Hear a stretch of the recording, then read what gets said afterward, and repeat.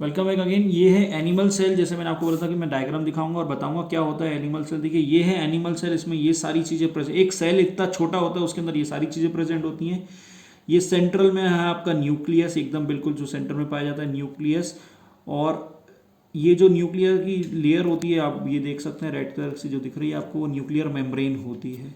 ठीक है, ये जो ब्लू पर्पल कलर देख रहे हैं आप लास्ट में, पर्पल कलर सेल मेम्ब्रेन होती है। क्या होती है सेल मेम्ब्रेन? देखिए मैंने आपको बताया था लास्ट वीडियो में कि सेल मेम्ब्रेन सिलेक्टिवली परमिएबल होती है, परमेबिलिटी होती है, यानी कि कुछ चीज़ को वो आने देगी, कुछ चीज़ को जाने देगी, लेकिन सिलेक्टिवली, सबको नहीं। और भी छोटे छोटे चीज़ें होती हैं, उनको बोलते हैं ऑर्गेनल्स। क्या बोलते हैं? ऑर्गेनल्स। तो देखिए कौन कौन से ऑर्गेनल हैं वो देख लेते हैं अपन। तो देखिए सेंट्रोजोम, ये अपन पढ़ेंगे। एंडोप्लाज्मिक रेटिकुलम पढ़ेंगे। साइटोप्लाज्म, ये देखिए ब्राउन कलर का आप जितना देख रहे हैं वो सारा साइटोप्लाज्म है। राइबोसोम्स क्या होते हैं? राइबोसोम प्रोटीन बनाने का काम करते हैं। क्या करते हैं? प्रोटीन बनाने का। आगे आप देखेंगे मेरे नोट्स में आपको मिलेगा।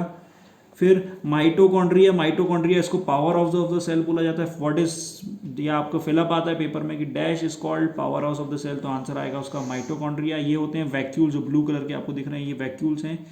इसी तरह से अपन ये था एनिमल सेल। अब प्लांट सेल में बात करें तो देखो प्लांट सेल में देखो, ये अगर आप अंदर वाले ग्रीन कलर की बात करोगे जो अंदर की तरफ दिख रहा है, तो ये हो जाएगी सेल वॉल। लेकिन इसके अंदर देखो ये सेल वॉल दिख रही है आपको, यहाँ से लेके यहाँ तक ये सेल वॉल है। देखिए ये कुछ थिकनेस की सेल वॉल होती है जो कि एनिमल सेल में प्रेजेंट नहीं होती। ये एक डिफरेंस था। फिर इसमें अपन ने बात करी थी लार्ज सेंट्रल वैक्यूल, डिफरेंस भी बात करी थी। देखिए इसका वैक्यूल बहुत बड़ा सा और सेंटर में है, और इसके पास देखिए छोटे छोटे वैक्यूल्स हैं और सेंटर पे नहीं है। इसका न्यूक्लियस जो है वो पेरीफेरी पे चला जाता है। ये डिफरेंस में अपन ने पढ़ा था। न्यूक्लियस पेरीफेरी का मतलब क्या था? बाउंड्री पे चला जाता है। ये आपका रिवीजन भी हो गया पुराने टॉपिक का। ये सारी चीजें थी आपके प्लांट सेल में। देखिए सेंट्रल वैक्यूल बड़ा वैक्यूल होता है, बाकी ज़्यादातर चीज़ें सेम होती हैं। लाइजोसोम इसमें भी होता है, माइटोकॉन्ड्रिया इसमें भी होता है, गोल्गी एपरेटस इसमें भी होगा। माइटोकॉन्ड्रिया मैं आपको बता चुका हूँ, वैक्यूल इसमें है, सेल मेम्ब्रेन है। चलिए अब आगे चलते हैं। बस ये ध्यान रखिएगा, ये डायग्राम में ये जो ब्राउन ब्राउन दिख रहा है, लाइट ब्राउन कलर आपको, ये है आपका साइटोप्लाज्म। मैं यहाँ से स्टार्ट करूँगा आज का टॉपिक। देखिए अब साइटोप्लाज्म क्या होता है। देखिए एक जेली लाइक सब्सटेंस होता है, जैसे आप डायग्राम में देख चुके हो। Structure filled between the cell membrane and organelles. देखिए सेल मेम्ब्रेन और ऑर्गेनल में जो फ्लूइड, फ्लूइड मतलब लिक्विड जो भरा हुआ है, उसको बोला जाता है cytoplasm. Contain water, salt and organic compound. इसमें क्या क्या होता है? ये वाटर, सॉल्ट और ऑर्गेनिक कंपाउंड होता है। मैंने आपको बताया था सिलेक्टिव परमिएबल होता है सेल मेम्ब्रेन। ये अपन लास्ट टॉपिक में पढ़ा था प्लाज्मा मेम्ब्रेन। तो ये कुछ चीज़ों को आने देगा, कुछ चीज़ को जाने देगा, तो उनमें ये लोगों को परमिशन रहेगी आने जाने की, water, salt and organic compound. अब इसके फंक्शंस की बात करें तो ये एड्स इन मूवमेंट, मूवमेंट में मदद करता है।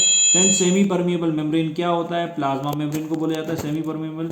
Liquid always flow from high concentration to low concentration. याद रखिएगा लिक्विड जो है हमारा हाई कंसंट्रेशन से लो कंसंट्रेशन तक फ्लो करता था, और इसी को अपन बोलते थे ऑस्मोसिस। देखिए ऑस्मोसिस का मतलब समझिए सिंपल से एक एग्जांपल से, कि अगर आप किशमिश को पानी में डाल देंगे तो पानी जहाँ बाहर है कंटेनर में वहाँ ज़्यादा कंसंट्रेशन में, तो पानी बाहर से किशमिश के अंदर जाएगा, इसको बोलेंगे ऑस्मोसिस। फिर उसी किशमिश को, अगर भरी हुई किशमिश को अगर आप धूप में रख देंगे तो पानी किशमिश से बाहर निकलेगा।